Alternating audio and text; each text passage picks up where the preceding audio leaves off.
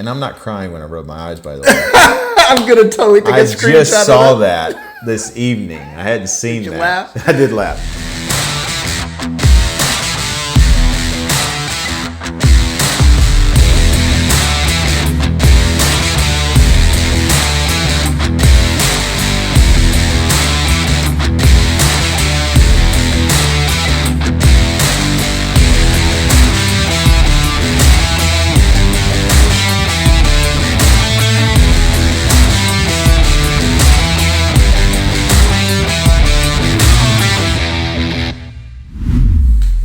Hey friends, my name's Tanner Cartwright. This is Jerry Doris, and we're here for Snake on the Table. Jerry, what's our question today? We're going to talk about our logo. What does our logo mean in our church? Like the one on your hat? This one right here. Yep. And, wait, I got it on my cup. Right here. You don't have it on I your don't. cup. I've got the cool snake. Got it on the cup here. I don't know. What's that symbolize? So what does our logo symbolize? So we've had people ask if it was Catholic symbol or, There's that Catholic. I've heard Nazis. Nazis. Somebody thinks that looks like a swastika. No, that's ridiculous. Okay. I think that's ridiculous. Yeah. So it's not a swastika. Swastika? Swastika. Speaking German. Pig German. Yeah. It's not a swastika. It's not Catholic necessarily. Depending on how you would, small or large case Catholic. And I'm not crying when I rub my eyes, by the way.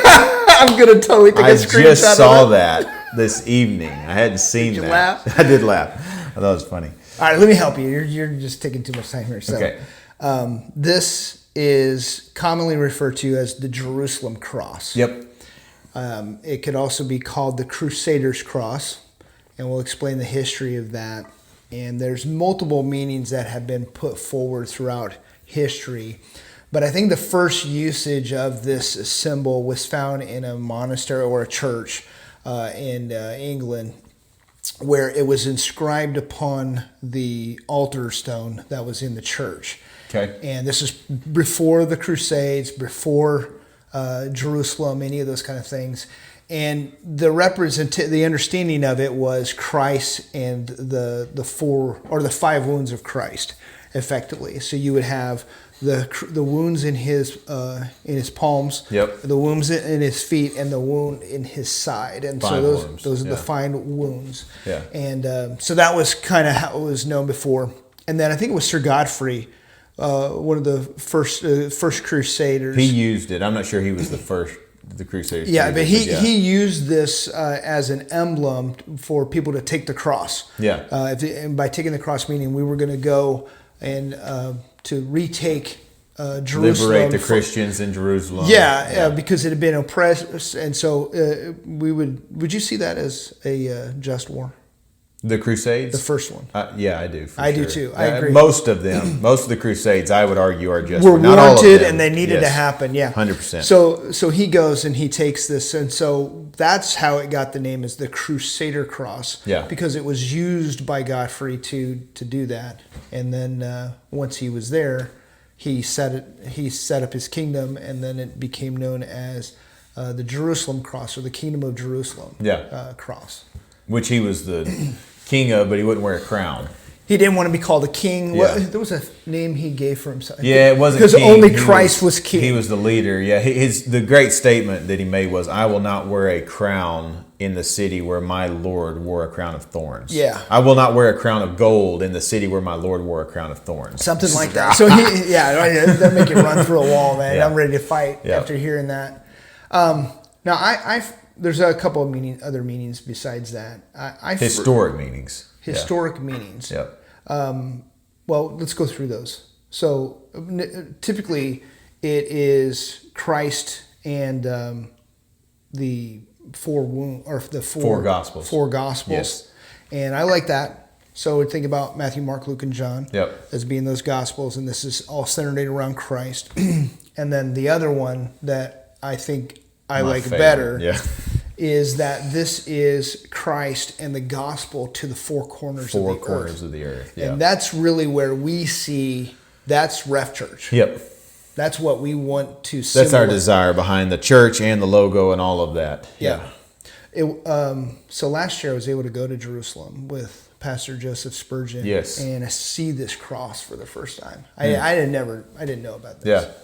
Yeah. And we saw it around, and he and I, we hunted down this Franciscan group there in I think it was the Jewish quarter of Jerusalem, to try to find a flag. And we bought these flags. They're big. They're like, 5 feet by 3 feet wide. With the Jerusalem cross. With the Jerusalem cross on it. Yeah. And then we got back and had to have hats and stuff like that.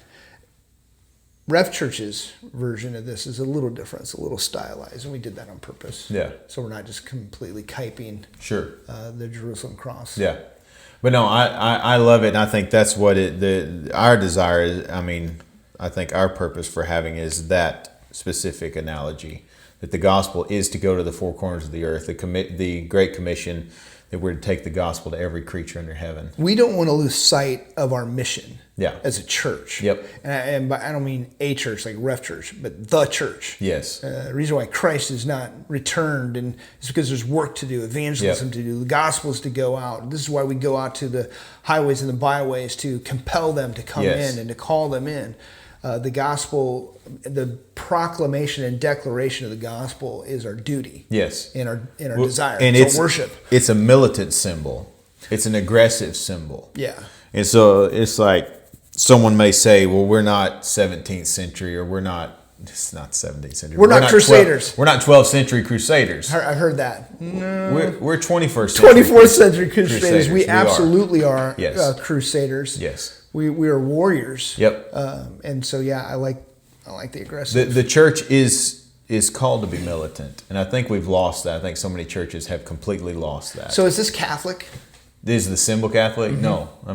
there were Catholic churches that used it, but we're going back to 1000 BC when this symbol started being used. The Reformation hasn't happened for 500 years. We're all Catholic at that point, because we're not Eastern Orthodox. The Catholic Church, the Great Schism has happened, is the church, right? And so there are lots of believers in the Catholic Church, and we're not those who believe that the church started with Martin Luther. Well, there's an ignorance too in the body of Christ about our own history. Sure. And they look back on our history and they rob themselves of great men throughout history that we want to lay claim to.